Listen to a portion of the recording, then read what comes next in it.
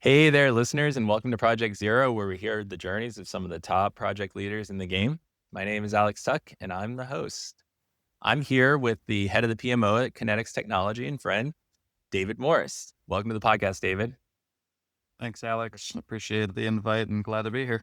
Yeah, awesome. I can't wait to hear about your Project Zero. I bet you have a couple of them that you can share. I do. I do. Oh, man, cool. Awesome. Well, Dave, start us off here. Tell us a little bit about yourself and the work you do at Kinetix. Sure. So I joined Kinetix about, I want to say 3 years ago, actually through Alex's company. So I appreciate that, Alex, and been enjoying the journey since. I started off there just as the manager of our projects department and eventually moved through and took over all of service delivery and project management roles there, consolidated everything. So right now, we, as an MSP, we run with about 50 employees, and we're part of a larger organization called New Charter Technology. We partner with a lot of our sister companies, our MSP sister companies, to get a lot of work done, right, in the MSP space, whether that's network setup and management, maintenance, servers, even cabling everything up. We do physical to virtual migrations, email migrations, any sort of migration that you can think of, pretty much anything involved with technology. We do it. We've been doing a lot more recently with AI and just enjoying that journey as we learn more with our both within Kinetics and with our clients. There is not much that we don't do. And from my side, like I said, I oversee the entire projects department and handle communications with clients. I have a team that works with me, both engineers and project managers, and it keeps me busy. I enjoy this work, been doing it for a while. So, yeah, that's pretty much what I do at Kinetics and what we do. That's awesome. I was at Channel Partners. When was it? Sometime in the spring, I think. And I saw Peter. He was speaking, and I was like, "Oh my god, holy!" Yep. Yeah. That's awesome. I know one of your companies, one of your new holdings. That's pretty wild. That's cool. Thanks, David. Thanks for that overview. Cool. So, give us a little background. Like, when did you start working in project management? Was it from the beginning? I graduated from college back in 2006, so it's been a while. This is the 20th year of doing anything related to IT in general, right from the beginning. I did a hybrid role of business analysis and project management, working from the beginning and then working my way up to where I am now. So it's been about 20 years, and I've seen as much as I possibly can in that time. How I got started in this role, I basically worked my way through it in college when I got my bachelor's degree, then my master's degree, and then eventually got my terminal degree, my doctorate, which is heavily focused in project management. I've been trying to do what I can to further my education while also getting as much experience as I can. That's awesome. What was your undergraduate in? Business administration and actually data analytics. And then my MBA was focused in, again, business administration. And I leaned toward the HR side of everything just to get a different side of the world. And then the doctorate was focused in business administration, again, with a concentration in project management and finance. I've tried to hit each world as I've gone along. That's awesome. You have that traditional project management arc. You knew you were gonna do it since the beginning, and Yep. we're about the same age, and I think I actually should have graduated in 2006. I graduated in December of 2005, and there wasn't really Project Management Institute existed, project management was a thing, but it wasn't a popular thing to go into yet. That really started to take flight later in that decade, I think. So you were ahead of the game. What did the first company do that you started to work at? It was actually at Hertz, the rental car Cool. company, and I worked my way into doing the project management role in addition to other things. And so I actually focused a lot to start on the data behind each location that we were at. And then I managed just projects for how to deploy inventory and stuff like that to the different locations, which is a little bit different than what you'd see at some vacation or areas like Florida, California, even Boston, where it's nicer. I was focused more in Northeast Ohio, where people don't want to come and rent cars, right? So we had to figure out creative ways to deploy these. So I came up with these not super in depth to start, but pretty in depth project plans and how to best deploy stuff using the data that we had available. But you're absolutely right. It wasn't project management as we know it today. It was not the same thing. That's crazy. And you got your PMP around that time, right? Didn't you? When you 2010, I want to yeah, say. even that's so different right now, right? It is. Yeah. And you just got your portfolio manager professional. You just took that. Tell us about that process. That was an interesting one, right? Because I was trying to look for a way to differentiate myself essentially from having my PMP. That's a very popular certification, but I was looking for a new way to challenge myself beyond the education that I had. And so I looked up, portfolio management professional has been around for almost 15 years, I want to say now with PMI, but it just hasn't picked up the same steam and the rigor behind the test and the studying. It's a little bit different than it is for the PMP. And so I decided to sign up for it. I actually took a class for it that just walked through the basics of everything. And then from that point on, I took practice exam after practice exam to get familiar with the questions. Pretty much how any standardized test is with PMI. You need to get used to exactly how they ask the question and understand there might be 4 right answers here. Just need to get the correct one. And so I actually sat for the exam on, I want to say last week or the week before and found out that I passed, which was great. And one other additional piece to the PFMP is that you have to submit your credentials and basically the history of your work to a panel who then takes time to review that, and it can take up to 6 weeks. So if you are planning on doing that, make sure that you allot yourself enough time to actually complete that questionnaire because it does take a few hours, submit it, and then expect up to 60 days. So it can take a while for them to review it. It was nice that I got the okay to sit for the exam after the panel review after the first time, and then thankfully I was able to pass the exam on the first attempt as well. So I was pretty thankful for that piece. But it was definitely interesting. It was difficult, but it's worth it. When you first told me about it, you talked about how in the moment you were like, "Oh wow, how's this going?" That's Right. I tell everyone when I sat for the BMP and I took it, I was like, "Oh my god, I failed this test." And I'm good at taking tests, but I thought for sure I was bombing it, and I ended up doing like above average in every area, but it didn't feel like it at all. That's how I felt too, because you go through it and you read and you're like, I think this might be right. And I think I've said it to 10 different people, including you, Alex. I've never taken a 170 question test where I wasn't sure about 170 of the answers that I gave. Whenever the screen flashed, right, and it said pass, I was like, oh, thank goodness. Great. I don't have to do this again. Oh my god, that's so good. Well, congrats. That's a Thank you. big accomplishment there for sure. You're one of a couple thousand people. There's like around 2,000 people Yeah, globally. I think it'll take off as it continues maturing, but I am pretty proud. And I'm like, okay, what's the next one? What do I do next? that's right. That's right. That's so cool. All right. Well, taking a step back, let's talk a little bit about Project Zero, that first project where you figured out how to be a project manager. What was your Project Zero? The one that I landed on was actually after my first job because I was just figuring out basic processes and working through it whenever I was at Hertz. But then I eventually ended up working at Smucker's, the jam and jelly company, but much larger company now, bigger even now than whenever I was there. But we had just acquired while I was there Folgers. And so that was a big deal. And so we were going through this huge data transition and we had all of our internal systems where they were homegrown and it just wasn't cutting it quite the same because with this new multi-billion-dollar acquisition, we suddenly had an influx of data. We had to figure out a way to publish all this data up to a global synchronization database that retailers could pull down. And I don't want to get too technical on this because people's eyes tend to glaze over at times in this, but we had to figure out a way to get this data reliably up there because there can be heavy fines if the retailers get the wrong data because that's how they stock their shelves in their storerooms. So we went through a lot of trial and error, but that is where I really learned to be much more process oriented, to focus on an actual plan and not just wing it. Because if I'm just winging it and I have millions and millions of data points, it's going to be impossible to walk through exactly what we need to do. How do we standardize everything? So the project itself actually ended up lasting about 2 years. It was one of my longest projects even to date, where we standardized all the processes for taking all this data in and then exporting it out and updating all the systems so that they were enterprise level, not just for a company that, as we would have known it, just a jam and jelly company. Suddenly they're much larger. So it's an interesting project. I still remember all the details today, even though that was probably 15, 16 years ago, right around then. but it definitely formed that foundation for me. This is what we have to do. You have to have a plan going in. You have to have a good testing plan. You have to have the right people lined up, the right stakeholders involved. I've since obviously moved on from Smuckers, but that was a heck of an opportunity for me to learn what I needed to.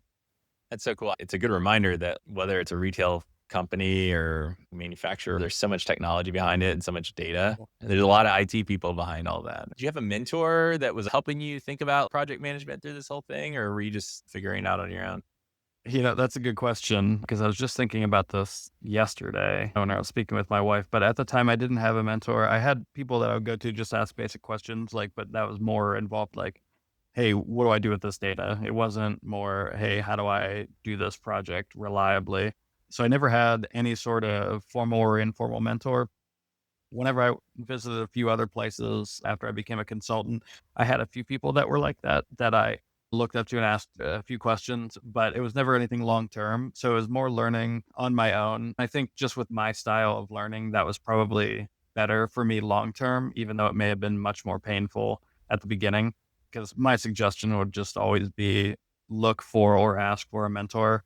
And honestly, that's what I was talking about with my wife yesterday. I think I want to take on that responsibility again because I've done it before and then I put it off for a while whenever we had kids. And now I'm like, okay, now's a good time. The kids are growing up a little bit, they're going to school.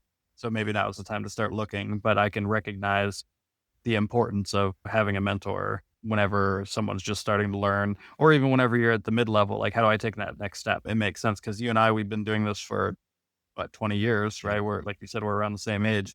So it's about time for us to say, hey, how can we help others rather than people trying to scrape and claw and figuring out for themselves. Yeah, I still like when I started my company, I sort of restarted my company about 6 years ago. I was looking for mentors, people that I looked up to from a values perspective and how they spent time with their family and ran their companies and grew and did all the things and treated their employees well.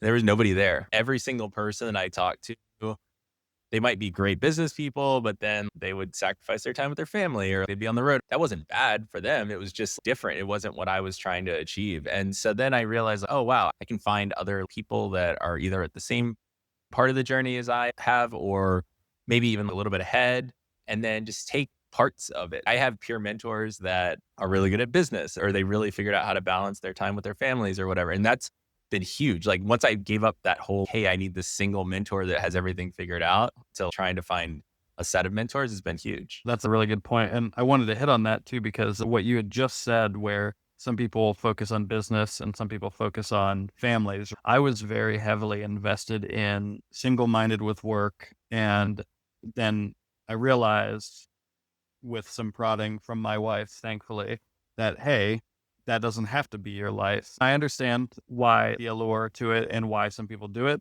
I totally get there's nothing wrong with it if that's your journey. And then I had to make a mental shift and a change, especially whenever our first kid came. I had to make that change. It was difficult. You have to set those boundaries. Now I have boundaries that whenever my workday ends, I have family time for X amount of hours and the kids go to bed. And if something else needs to be done, I will do it.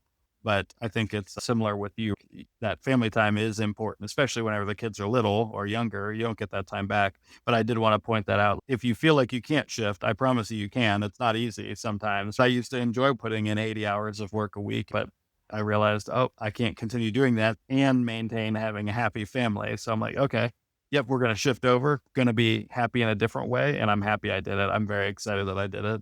Yeah, I can vouch for the fact that you still work like crazy. And I love what I do. I love it. My wife gets frustrated with me sometimes because she's like, it can't be true, but I am so excited to start working on Monday. I cannot wait. I love that we traveled 13 weekends in a row this summer. That's awesome. We had so many rich experiences, but I'm so excited to get back to my office and sit at my desk and do things. That's how you know you're in the right spot. You figured out Right. the right thing for work. And then it doesn't feel like work. And you can balance it with family and volunteering and all the other things that you care about. Exactly. Good stuff. Let's talk a little bit about that mentorship, that advice that you would give to a new project manager. What's the number one skill that you think a PM needs and why?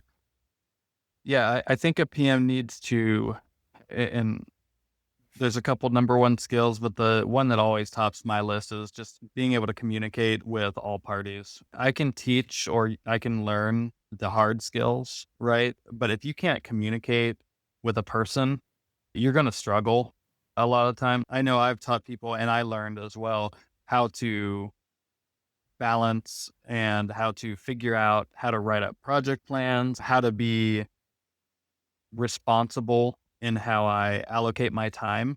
I feel like anyone can learn that, but it is very difficult to learn if you are not willing to learn how to communicate. I think that's the most important thing for me, especially today, whenever I'm largely speaking with clients a lot of the time.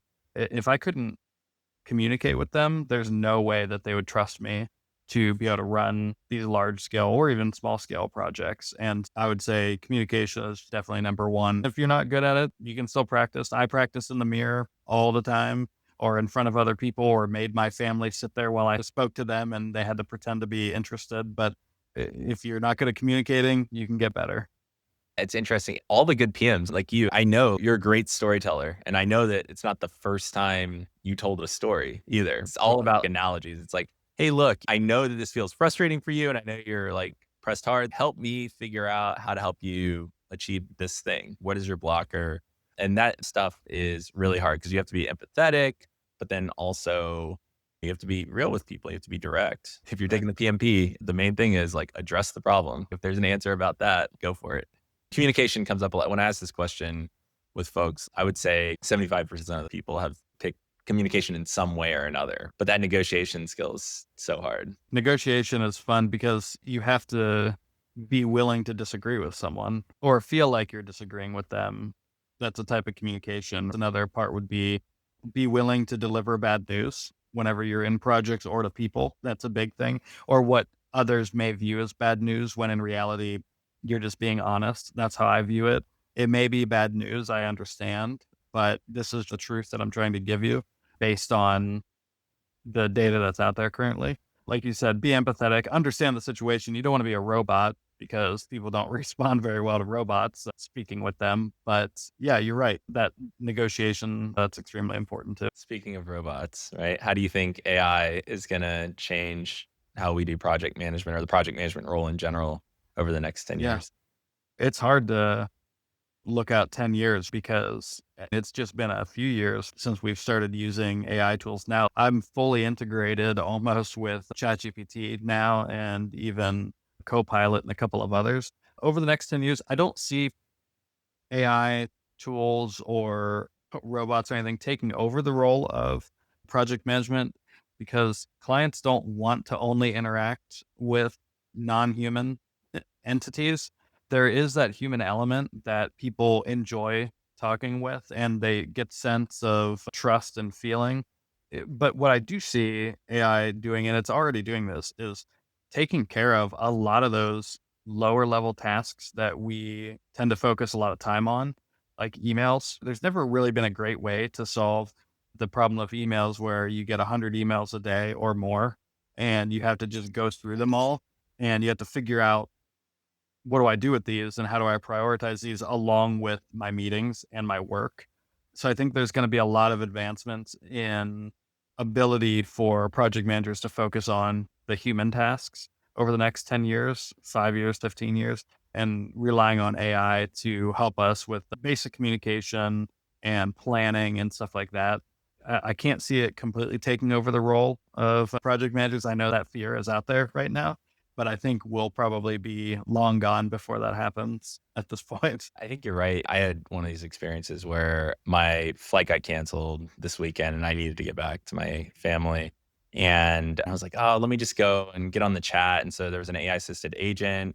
So it wasn't fully AI agent, it was an AI assisted agent. I'd looked up a flight. I saw that there were two more seats on these other two-leg flights. And I was like, all right, can you help me book this? I was getting a run in. And so I'm chatting with them and spent like 40 minutes interacting with them. And then it disconnected anyway. And I was like, oh, this is so frustrating. I called the Amex travel agent and she got me booked in 5 minutes. Like, Right. interacting with a human is pretty awesome when you can. They know the systems and how humans will respond That's and right. how they want you to respond. It's funny that you bring up the flight thing because I just recently had something similar happen. where I was in Seattle and I needed to get back to Ohio. I was coming from Vancouver in Canada, and every flight was being delayed. I'm typing in a chat GPT. I'm flying into Seattle's airport. It's changed the gate to here. I have 16 minutes between connections. Can I possibly make it? And it's mapping this out for me. I asked it and the AI assisted bot on the website. They couldn't help me. They Yep. couldn't change flights for me. And so I'm like, well, ChatGPT, how do I get on this flight? Because I need to get home because it's going to be my anniversary the next day. My wife and I's eighth wedding anniversary, and I can't miss that. So yeah, it was an interesting situation, something very similar to what you said. It Yeah. worked out well for me in the end, though. Thankfully, I made it on time with about 4 minutes to spare.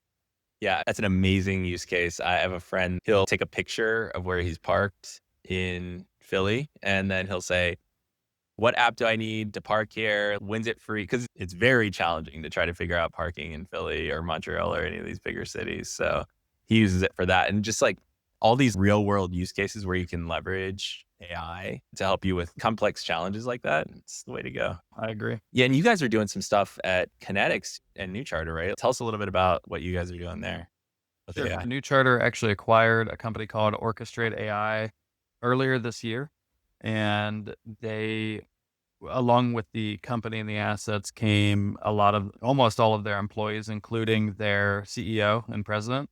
And so we are at New Charter. They formed a new innovation department where that CEO is now he's in charge of that entire innovation department, and they're coming up with ways to utilize both an internal AI system that complements the usage of ChatGPT, Copilot, Claude, anything that you can think of.